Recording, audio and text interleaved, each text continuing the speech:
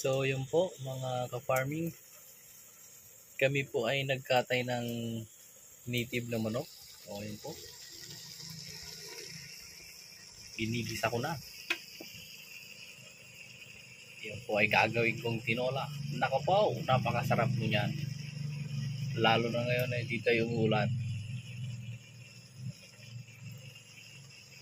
Ayan po, dalawang manok aming kinatay. At isa pa sa nakapagpapasarap sa lutuin ay yung linuluto mo sa kahoy. Iba po ang lasa pag linuto sa kahoy. So yan po ang aming gagawing tinolang manok. Ginigisa ko muna para mas masarap. Ito yung kanyang mga tawag dyan, balahibo.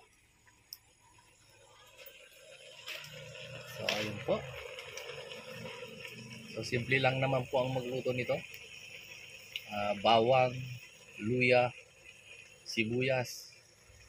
So okay na po. Tapos lagyan mo ng sabaw. Lagyan mo ng papaya o kaya sayote.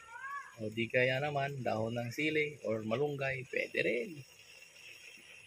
So yan po. Maya-maya talo-talo na ito. Dahil lalantakan natin yan mamaya. Tinolang manok, mga ka-farming, ay napakasarap. God bless po sa bawat isa sa iyo at na nanonood ng aking mga simple vlog.